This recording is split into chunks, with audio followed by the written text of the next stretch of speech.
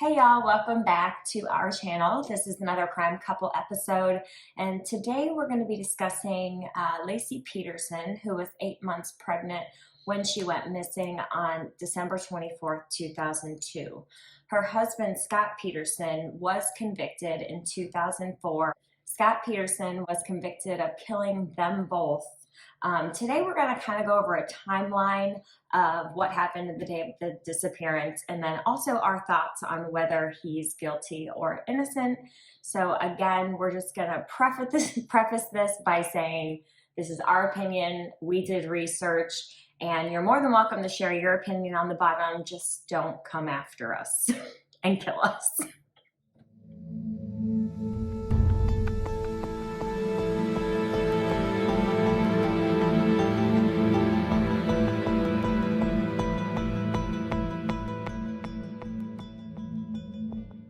So as prefaced, there's a lot of information that we found that was very inconsistent. We're going to get into all of that. So as Ashley was saying, don't attack us. This is our opinion. And be nice. Yeah, be We've nice. had some really mean comments for some stuff. This currently, as of right now in 2020, it is up for a retrial. So there's a lot of new stuff that wasn't presented the first time that we think is viable information. And that's why we're going over it now, because I think it's going to be another hot topic coming in the media here soon. So we're going to talk about Scott. He was born October 24th, 1972. And we watched a few podcasts, or listened to a few podcasts and watched quite a few things. I guess his mom was a pretty terrible person. In her younger days, I mean, I'm not saying adoption is bad if you feel like you can't support the baby or whatnot, but I think she had like 3 children that she gave up for adoption, and then she met her current husband, and I believe they had Scott. And you know, I mean, there's a lot you can talk about, but I'm just gonna say Scott was her golden child. And that's what she called him. And yeah, and I mean, she made excuses for him. He was a very good student, and he loved golf because his dad was very into golf, fishing, and hunting, and he kind of molded Scott into what he wanted.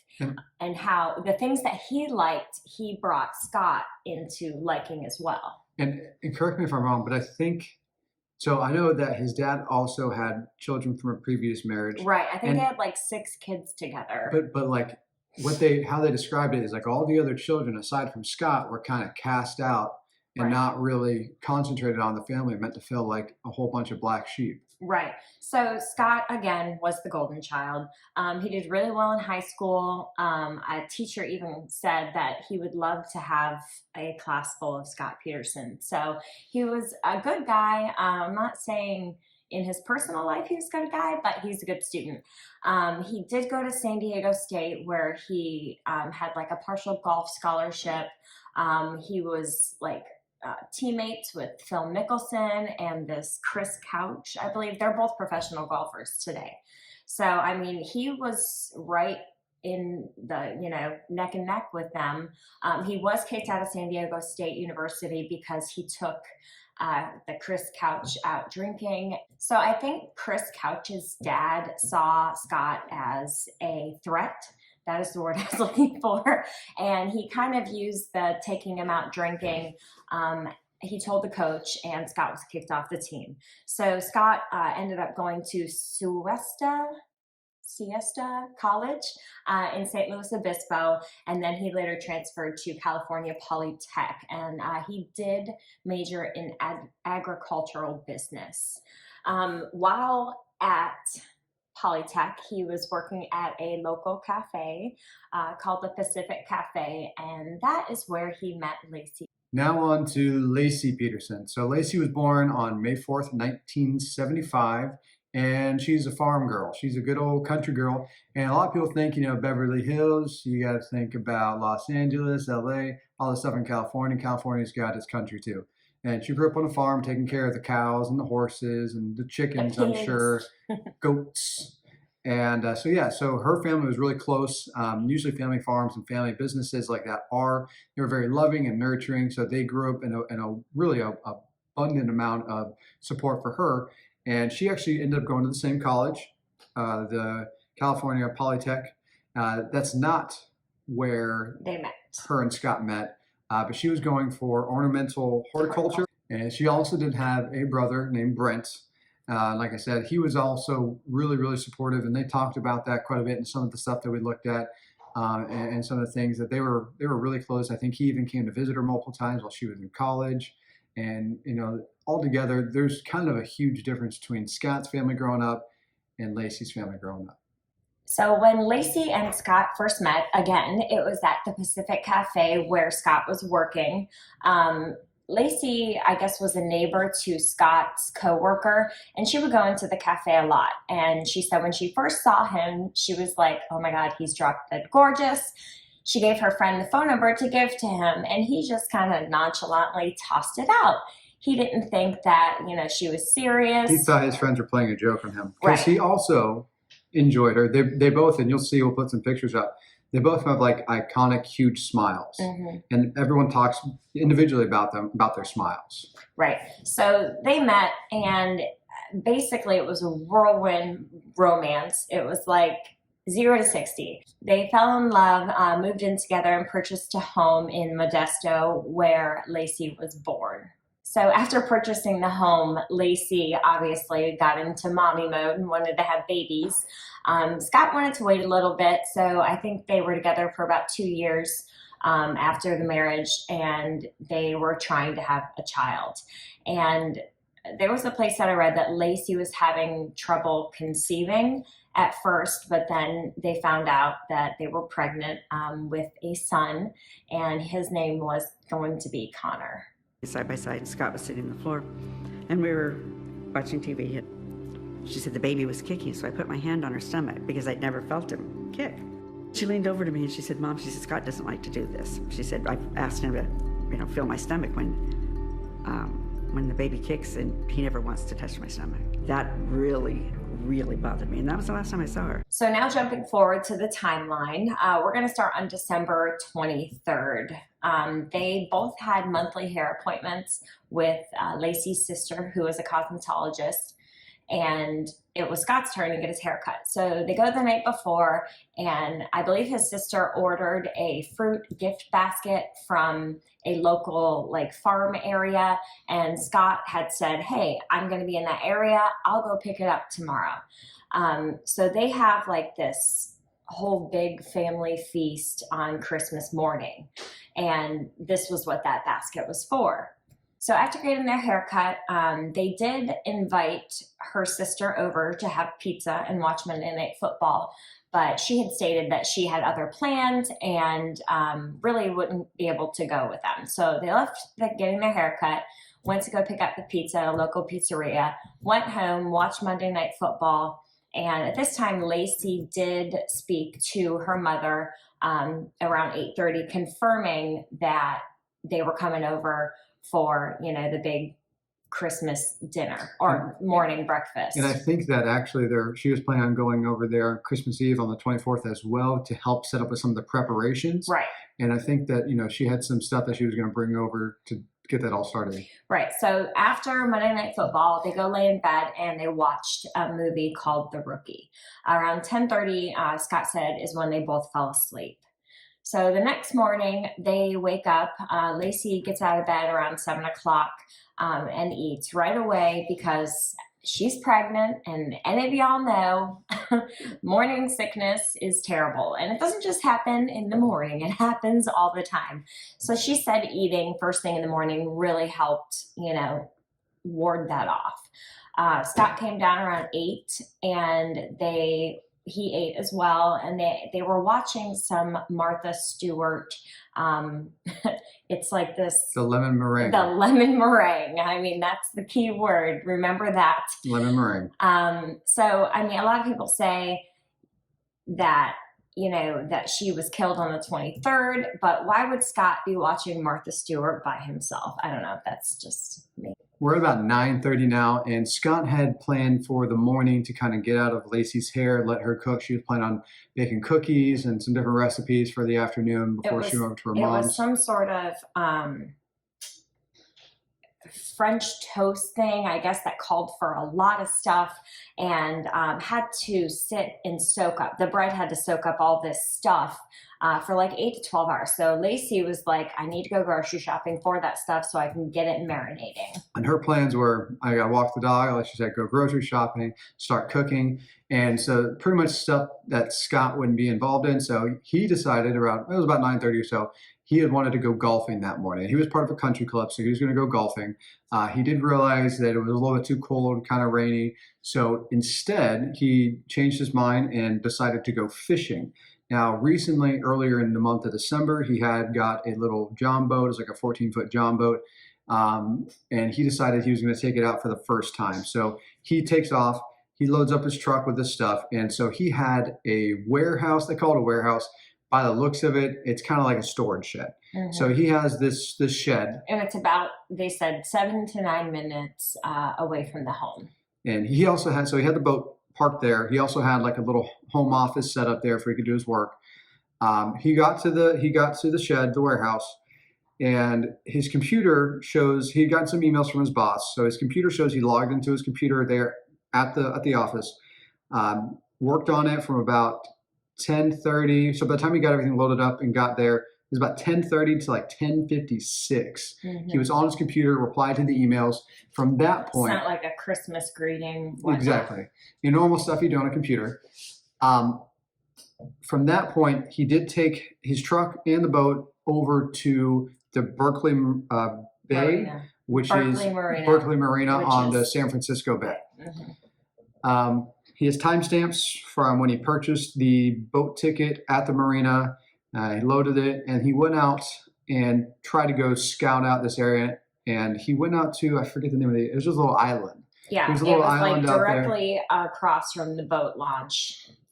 And once he got there, he kind of realized it's pretty choppy. It's hard to fish. He tried to anchor down. Apparently, he didn't bring the right lures.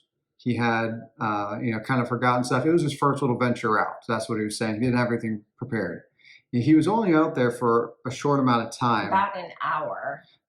But given from what he said and the condition of it, it was pretty choppy. And he just wanted to try to go out and fish. He ended up trolling around this area of the island a little bit and then ended up coming back. So he got done fishing around 2 o'clock roughly. Got the boat loaded back up, and about 2:15, he's on his way back home. He actually calls Laci and leaves her a voicemail. And basically it says, "Hey, beautiful, I'm on my way home. I'm about 90 miles out, and I'm not going to be able to pick up that fruit basket for Papa," which is... Because the place, I believe, closed at like 3 or 4, and he wasn't going to be back in town in order to pick it up. And so he said, "I hope you get this message and you get a chance to pick it up. Love you. See you soon." Scott's telling me when I interview him, I went fishing. I tried to call my wife 3 times.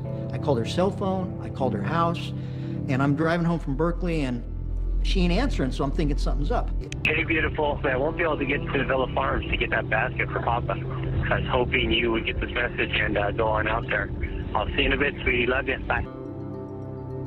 Now, I do know that he called, I think, once to the home phone and then once to her cell phone again and let it ring. Right. But he didn't leave a message. He didn't leave did not leave a message the second time. So when Scott gets home, he found something odd. He did see his dog Mackenzie in the backyard with the leash still attached. So he's like, And Laci wasn't home, but her Land Rover was in the driveway. So he just figured, her mom came and picked her up. She had someone go with her shopping, whatever. He's not worried. Just as if I wouldn't be worried if that had happened to him. I'm not gonna, they're missing. Because she had day plans. She had plans to go out and do stuff, and he figured she went ahead and did it. And her car wasn't in really good shape, so maybe someone came and picked her up. So he gets home, finds the dog, and takes the leash off, goes inside, throws it on like the workbench or whatever, and he takes his clothes off because he said, "This is not uncommon. I work with chemicals," and he just went fishing, so he probably smells like shit. So he throws his clothes in the washer, which are right on the first floor inside of the garage, grabs a piece of pizza and a glass of milk, and goes up and showers, which none of this is abnormal. After the shower, he realizes that there was a message on the home answering machine, and it was Laci's mother. So he kind of was like, I thought Laci was with her mom. So he calls Laci's mother and says, you know, do you know where Laci is? And her mom, you know, denies knowing where she is. And Scott, you know, this is what I find weird, said Laci's missing. Like, this word can be misconstrued very much. Like, she's missing as she's not here, not missing as in someone took her. I don't know. I don't like that. There's a word. lot of like parts of this story to us that seem like they find like these small little things and blow it up. Right. I would say personally that missing could mean just that. Okay, she's not home. Yeah. She's not answering her phone. She's not with her car. She's not with you. That to me is missing. Now it could be misconstrued as Ashley said, but I think it's blown out to be a little bit. Yeah. They meant it They're to be like, dark. oh, he knew she was gone. They want it to be darker than what it is. Right. Okay. So we're going to continue on with the timeline. So because Scott knew Laci's morning plans and her routine, she usually walked through the same area of a park that was close to their house. So he went and immediately went to go start searching the park area for her.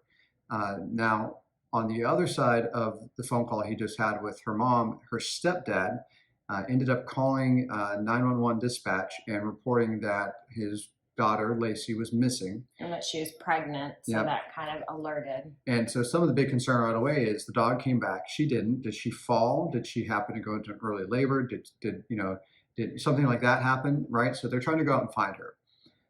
It's about an hour after the phone call to dispatch that the police actually arrived at the house. And they start taking initial reports. And they went with Scott. They got his initial breakdown of the timeline for himself of that morning and what had happened. And they started questioning some of the neighbors. Now, the dog Mackenzie was actually found wandering around outside in the front yard on the road area, and the dog was found by Karen Service, and this is about 10:30. And Karen had said that she saw the dog wandering around with the collar and leash on, but no Laci. And that was very odd, of course, dog wandering around. She knows the dog, so she put the dog in the backyard, closed the fence, and just so it didn't get out. There was another neighbor. His name was Mike Chavetta. And he had also said he saw Mackenzie about 10:45 while he was outside playing with his own dog. So these are definite accounts that the dog was out and unattended for. And Scott had already left. Scott was gone. At this time, Scott was gone. They did end up speaking with some other neighbors, and I think it was a total, and we'll go back over this. 11 people did confirm seeing Laci walking her dog. And so we'll get more into that as we discuss the inconsistencies. After 10 o'clock in the morning. So after the point where Scott had already left. They also looked at the home computer, and it was noted that after Scott left, Laci was doing some searches for sunflower umbrellas and like a red scarf. Women's scrubbing. Yeah. So, I mean, and there's timestamps on those computer searches, and those are very common things. She wore scarves. She loved sunflower stuff and flower patterns. These are things that she would look for, not Scott. And at this point, and so the detective that was responding to it, his name was Al Burkini. He invited Scott to come back down to the police station, not for an interrogation, but for an interview. But he did tape it. He said he normally doesn't do that. But he had a feeling that he should. So he taped the interview. So right there, we're already kind of like, it's the husband. And I understand. 9 out of 10 times. It is. It's someone close to you. It's a spouse. It's a boyfriend. It's a girlfriend. It is. 100% not 100%. 100% of 90% of the time. Yeah. So we're going to go over some inconsistencies and again, stating our opinions on why this timeline and just some other statements and facts that don't really add up. My day was open to either play golf or go fishing. I chose fishing that day, which is, a choice I made and I obviously regret now. So today, she told you what she was going to do for the day? Yeah. And what was that? Take the dog for a walk, and then and she's going to the store to buy for Christmas morning breakfast tomorrow. She's gonna make gingerbread cookies first. You guys haven't had any problems, marriage problems? Everything's good? You've been married 4 years. Whoever has her, please, please, please let her go. Bring her back. We to love us. her so much. We want her back. Please, let us have her back. While he's down at the police station, the interview is commencing. It is being recorded.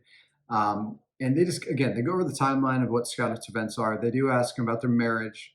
Now, I want to make sure it's noted that Scott did say that everything was fine in their marriage and that they didn't fight, they didn't have any problems, everything's good. They talked about his day events, her day events, the past couple of days leading up to it, and basically some pretty general questions.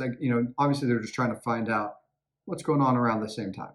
So after the interview, they started searching for Laci, questioning people and just searching the neighborhood. There were tons and tons of supporters, and people came out. On December 31st, she was still missing.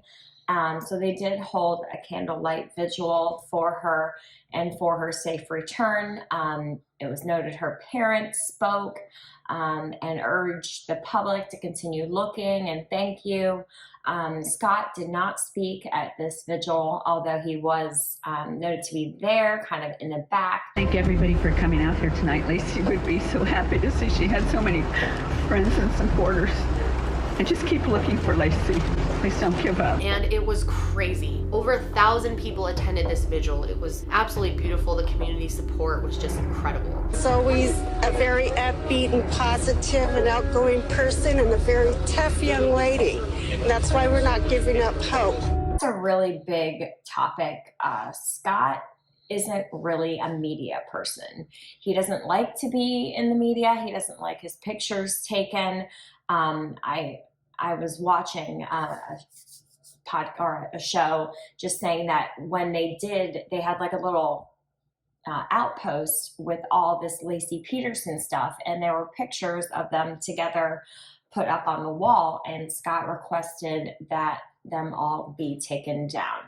Now, I think his rationale for this was he was cheating and he didn't want his mistress, Amber Fry, to know that the Scott Peterson with the missing wife, Laci Peterson, was the same Scott Peterson she was talking to. Now we get into Amber Fry. Scott is not a good guy. I'm just gonna say that, but just because he was committing adultery does not mean that he committed murder. He had had a few extramarital affairs, and he was kind of a liar when it came to those things. He was a big liar in those things. So I just want to make a point. He lied about the affair and the things were like circling around that, but he never lied about what he was doing that day, where he was at. His whole timeline can be proved.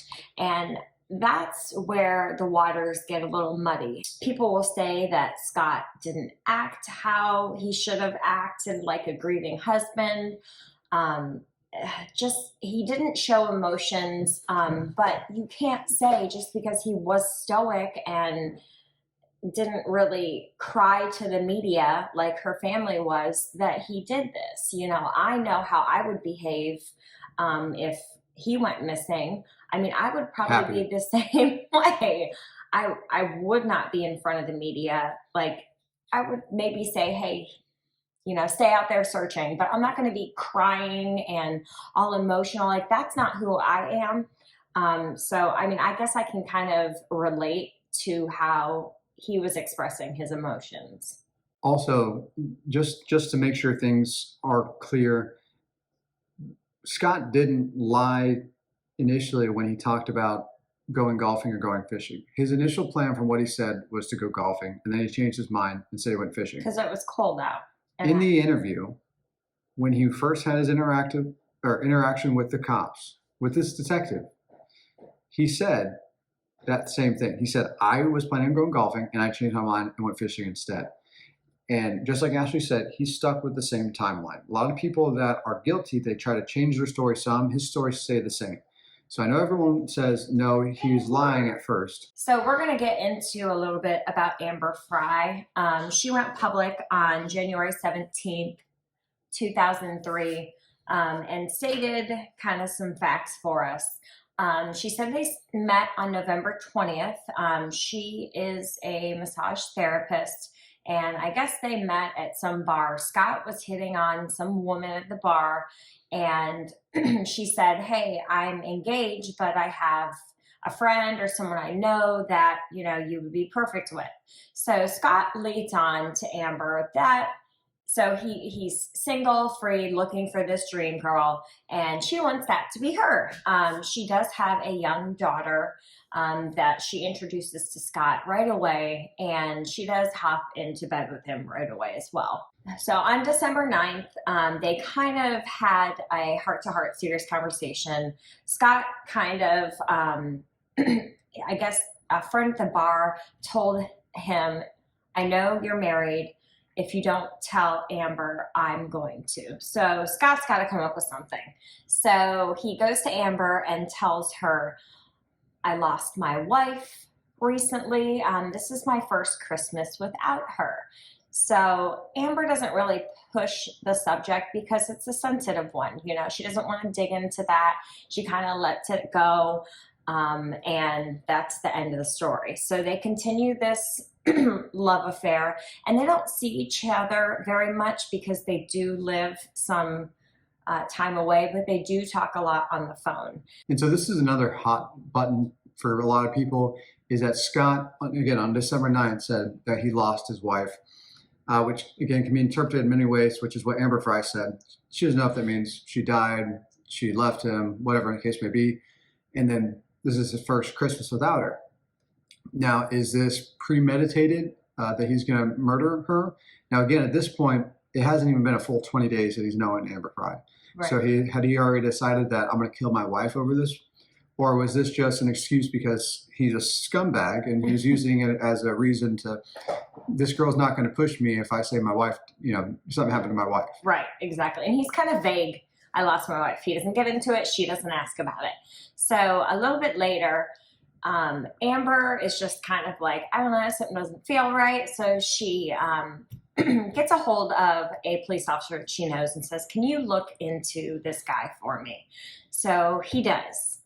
And then he goes to Amber and says, you need to call the Modesto Police Department because that Scott Peterson, she doesn't obviously watch the news. Yeah, she said she didn't watch the news at all. I don't watch the news often. And currently, while she's trying to make this phone call to this police friend, the entire country is searching for Laci Peterson. Right. So she didn't put two and two together that Scott Peterson she's talking to is the same Scott Peterson, probably because, like we said, she doesn't watch the news. So she had no idea. So during her conversations, everything after that point, excuse me, is taped. So she agrees to allow Modesto police to record everything she's saying, including the night of the vigil. So I guess they were just hooking it up and they're like, oh, I wonder if it works. And literally like 30 seconds after they got this thing hooked up, he calls and they're like, oh my God, you got to answer. So we're going to try to find some of the phone conversations. And I just want to warn you, his voice is really like it's really hard to scratchy hear. And it's hard to hear. But like a large part of his whole deceiving plot is he had told her to avoid all this and try to really separate himself that he was going on a trip to Paris for the New Year. So he's pretending on this call to be in Paris at the Eiffel Tower. The Eiffel Tower with his friend or something like Francois. that. Francois. Something. Like, I mean, really. A generic French name. Let's just make something up. Yeah. So he's obviously not in France, but on the night of the vigil, he's supposedly making this phone call to her in the back saying that he's seeing all these fireworks. So she's having to keep a cool demeanor about this because she knows that this guy's wife is missing and she's got to act like nothing's happened. wrong. Exactly. And the Oscar nominee is Amber Fry. Okay, first of all, I met Scott Peterson November 20th, 2002. Scott told me he was not married. We did have a romantic relationship. When I discovered he was involved in the Laci Peterson disappearance case, I immediately contacted the Modesto Police Department. I am very sorry for Laci's family and the pain that this has caused them. And I pray for her safe return as well. I wanted to thank her for coming forward and doing that. I could tell she was scared to death. So up until this point, Laci's family has really sided with Scott. They don't think he is a part of her disappearance. And then as soon as this Amber Fry stuff comes out, they do a complete 360. Like the brother is heard, saying, I don't trust him. I don't believe you. Basically saying, like, we think you did it now. In the moment that her mom, Laci's mom, found out, she said, why did he have to kill her? Scott's just as worried as we are. He is sick at heart about what has happened to Laci. We're all looking for Laci. We all want her back. Today marks 1 week since a Central California woman, 8 months pregnant, vanished without a trace. If you knew Scott, you wouldn't have any doubt. I've never even known the two of them to have an argument or harsh words with each other. They've just always been a team. We love Scott. He loves Laci. They love each other. There's no evidence whatsoever that would point to him. They're way off base in anyone assuming that. Laci's missing, and all of the media time should be spent towards finding her, and all of our energy should be spent towards finding her. And I ask people if they have any information, call the tip lines. Please do what you can to bring her home. Right. And you'll see. We'll put some stuff together, but you can see that how different. I mean, Ashley says they changed. I mean, they changed. They went from, if you knew Scott, you knew he would never do this, to he's the only person who could do this. Right. I made a promise to her that if she has been harmed, we will seek justice for her and Connor and make sure that that person responsible for their deaths will be punished. I would like Scott to know that I trusted him and stood by him in the initial phases of my sister's disappearance. However, Scott has not been forthcoming with information regarding my sister's disappearance, and I'm only left to question what else he may be hiding. And you know what? From the beginning, I think Al Burkini, I mean, he's even documented saying, like, I knew it was Scott from the beginning. Like, as a police officer, I understand you're trained to have instincts and to pick up on things and to pick up on liars. I'm not discounting the fact that Scott lies and that he had an extramarital affair. But there is no evidence. It's all circumstantial. There is no evidence, blood evidence, weapons, anything pointing to him doing it. And as Ashley's getting into this, we're going to start talking a little. We're going to start getting a little bit deeper into some of our theories here now. But factually, they got a warrant to search his home again. So the initial time they got there, they searched the house. They got another warrant to search again. They found nothing. They said originally there was like a bleach smell. There's no bleach smell. They found no evidence of anything obscure in the house where someone would be killed. I mean, there was no blood. There were no weapons found. There were no, the sheets weren't missing. I mean, nothing was in disarray at the home at all. And supposedly that is where the killing happened. And then he loaded her in his truck. Yeah. Took her to the warehouse. Got the boat. So they're saying it happened. He killed her on the night of the 23rd. So up until this point, they don't really have any evidence pointing to Scott other than circumstantial. On April 13th, 2003, a couple walking their dog found a decomposing but well-preserved male fetus on the San Francisco Bay area. And the very next day, another passerby found a just had been pregnant woman in a beige bra and maternity pants. Now, the female corpse was decomposed beyond recognition. When they found the body, they said they couldn't even really determine the sex by just looking at it, but they knew it was a woman because she was recently pregnant. So right away, media frenzy went crazy, and of course, everybody assumed, before it was exactly proven, they assumed that this was the body of Laci Peterson and her unborn child. DNA tests, once they got the bodies back to forensic, they did prove that it was the bodies of Laci Peterson. And that was on April 18th. Now, the condition of the body, to say the least, is just terrible. So all in They all, had been down there, I mean, for you've been in the water for a few months. The female, so Laci's torso, and I say torso because it was pretty much just a torso. Her head was missing. Both of her forearms were missing, and one of her feet was also missing. And they said that could be consistent with weights being tied around her arms, and after the decomposition and whatnot, obviously your bones and stuff turn to mush. So they said with the gases, she floated to the top once her arms were free. Also, there is an argument that of how long the fetus would have stayed alive based off being inside the mother's womb. So even if Laci was dead, they talk about it being a coffin birth where the gases of built up pressure would then have the body exit the fetus from the body, but still could have stayed inside the womb for really. I just find that difficult to believe, because if the mom is not oxygenating the child through her umbilical cord, I agree with that. I mean, that's all medical. So, I mean, the baby may have not been pushed out and exposed to the water right yet, away. Yes. We both think that the baby had died inside the womb. Right. Just because of cut off from oxygen nutrients. Right. Now, also the body, they did say that pretty much all of the internal organs were missing aside from the uterus, and that the body had been in the water for so long that sea life had started to make a little home inside of it. They started, cultivating into her chest cavity. Yeah. So you can just imagine how that must have looked, and thank God that there's actually been no pictures released, because that'd be terrible. Now, the court saw it when they started into the trials, but has never gotten past that point, and it never should. So Scott Peterson was arrested on April 18th, 2003, shortly after the bodies were found in the San Francisco Bay.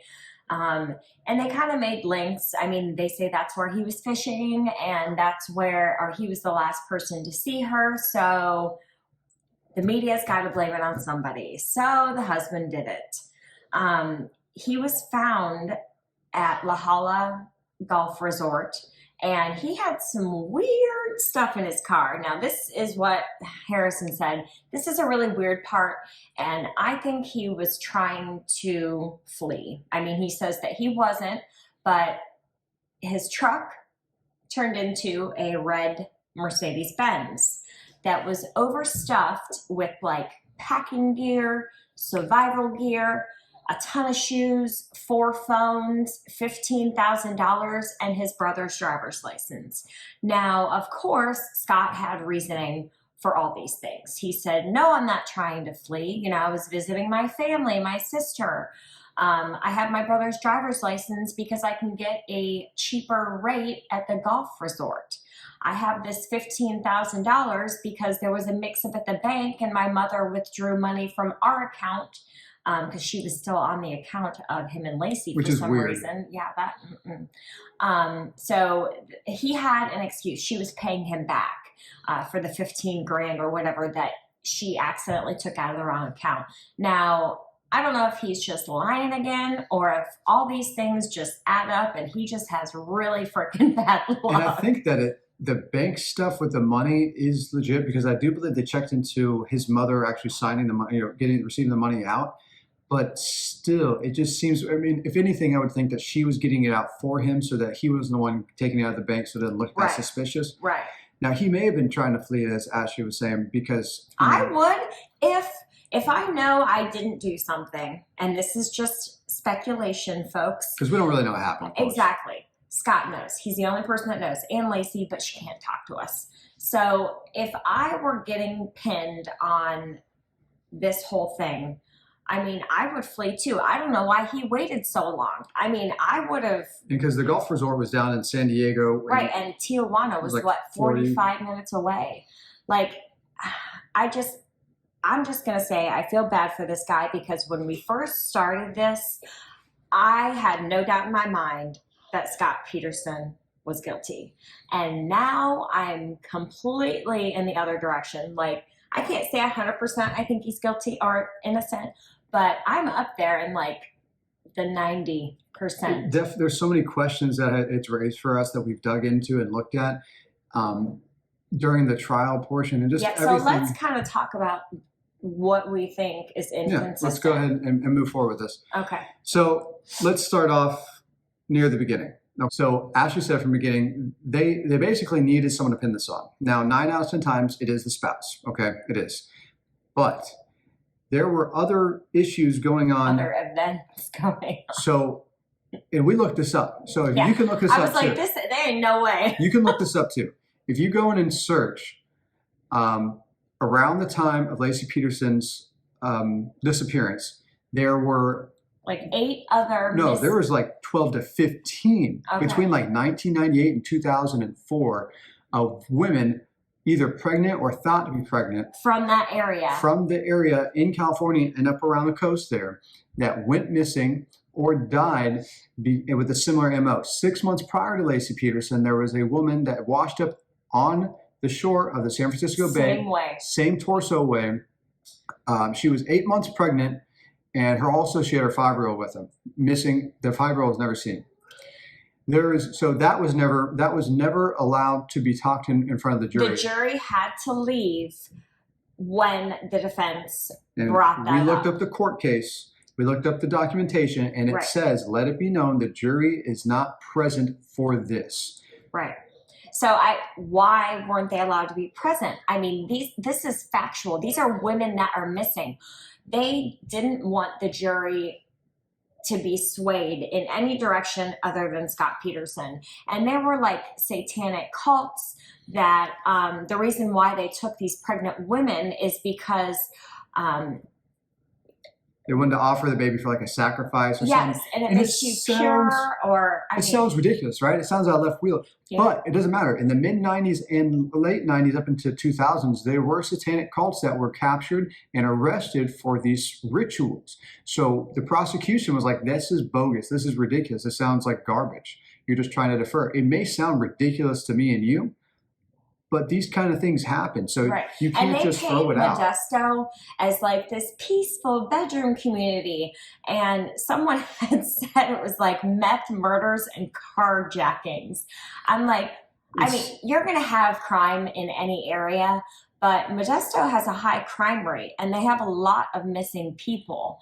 I mean, which leads to the second weird point is the robbery. Yeah. So the day of the 24th. On Christmas Eve, right when the day Laci was missing, right across the street from them, the house got burglarized and robbed.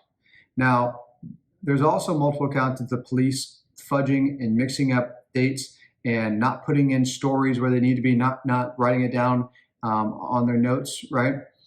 And so they eventually, the people that across the street were out on vacation, right? They came home, realized their house had been burglarized, their safe was missing, some other items were missing, yada, yada. They called it in. Long story short, they found the guys. They found the guys who committed the crime. Right. And they said right when they were arrested, we had nothing to do with that pregnant girl. But I read there was like, I don't remember where I found it, but one of the guys that was arrested disclosed to his inmate that Laci Peterson interrupted their burglary. He didn't go any farther than that, but he said he had a run-in with her. So why wouldn't, I mean, these were criminals. They had a rap sheet this long. So, I mean, if someone was burglarizing a home and a person walked up, I mean, why not just snuff them out? I mean, these guys had no, especially a pregnant woman. I mean, how defense? She can't defend herself, right? And was there another lady who owned a business that said that she saw someone looking at her, right? And so these in a similar style van, and these people that look familiar, as that were consistent with the fugitives that were fugitives, but the criminals that were arrested. But the cops. They tried to make it happen 2 days later. On the 26th. They hypnotized the woman. Her house is the one that was burglarized. They hypnotized the woman and tried to convince her into saying that it was the 26th. I mean, there's just some weird stuff that we read in the court documentation. But the 26th, there was already media coverage. So literally the whole street was flooded with cops, news media. So why would somebody burglarize protesters or whatever? Yeah. So they literally would have to burglarize this house with the entire world. Well, and they right in said front of they put the safe on the front lawn. If you have media, then this is when 24-hour media just became known. So like the media is there, and they're trying to get a word from Scott, trying to get an interview, trying to do whatever they can.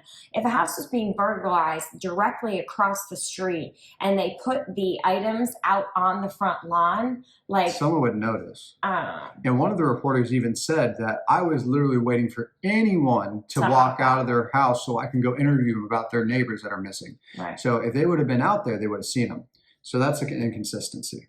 More information about, and we talked about earlier, so the 11 people that were witnesses that said that they saw, and there's issue of this from the reporting of the detectives and actually of the defense. The defense could have done a better job. Right. So 11 people said they saw Laci walking her dog after 10 o'clock in the morning. This is after the time that Scott left. Now, this is... The defense never brought any of these 11 people up. This is where they fell short. Right. But you have 11 people. I mean, even if you could throw out 1, 2, 3, or 4, you still have 6 to 7 other people saying they saw. It's worth looking into. It is worth looking into. And they have neighbors, and they're in a good community, so they know each other. And I know if they pointed out Laci, they would recognize her because they had a close community. Now, also, the detective, was it Brocchini, didn't put this in his notes. He didn't record it. He didn't record it down because it didn't fit his narrative. And they didn't call back the people that said, hey, we saw Laci. Hey, we saw Laci. They never followed, the police department never went into it and looked it up. This goes back to, again, what Ashley was saying earlier. This turned into a media frenzy. This was this was nationwide coverage.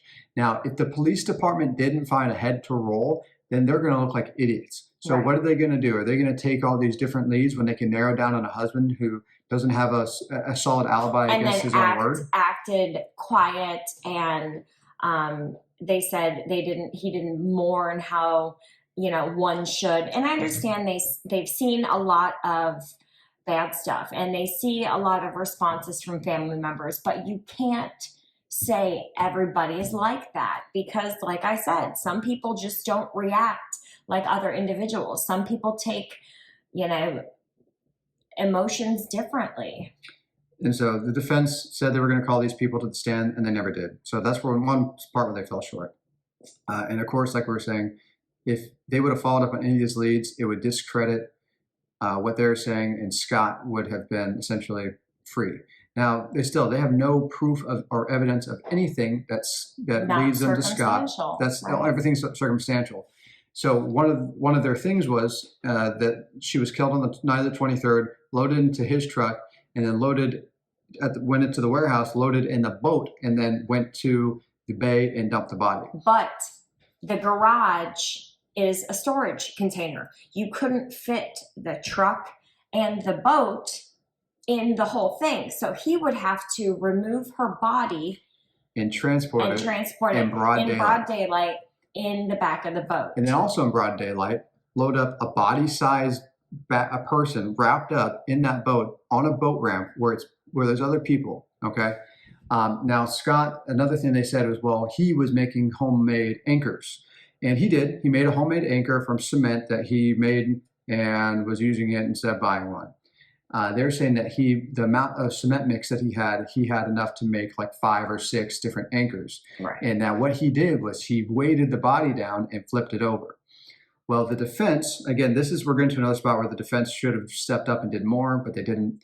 The defense came up and said, hey, we went and bought a similar size boat. And mind you, this is a 14-foot John boat, and I think it had a keel on the front. So this is a small boat, right? There's nowhere to really hide a lot of stuff. You barely have enough room for yourself 5 cement and a tackle. Yeah. So yeah, 5. The weight ratio would be way off anyway. So they went and bought a same similar size boat.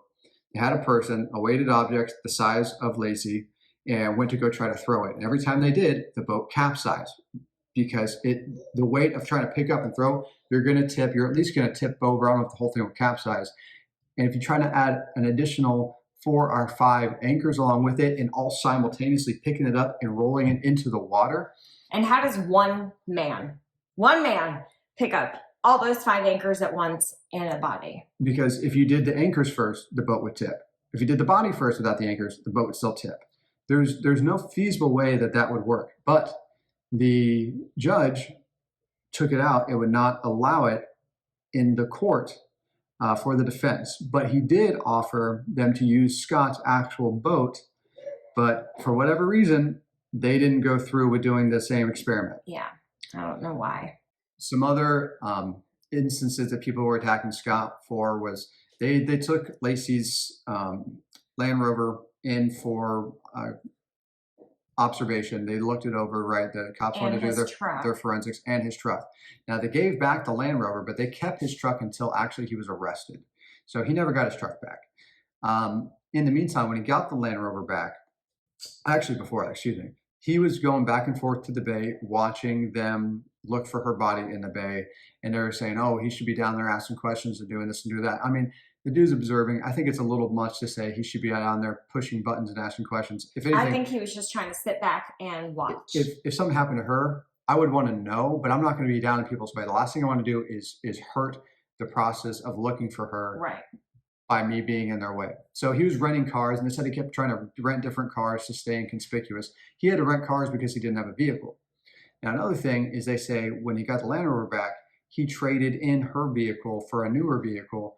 And why would he do that unless he already knew she was dead? Well, apparently, and like we had said before, her Land Rover had some issues.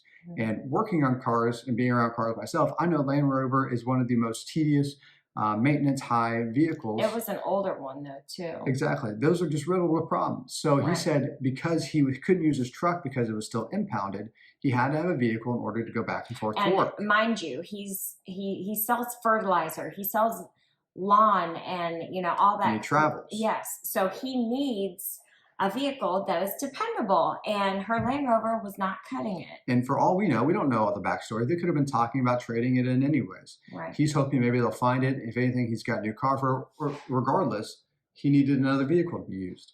So that argument to me is pretty null. I think that you can go in and pick apart anything in this case and point the finger at Scott Peterson. Now, again, like we said, this is just our opinion. This is just our speculation from what we've observed. And we've done hours upon hours of research. When we do these cases, we try to be as informative as possible and touch every possible topic.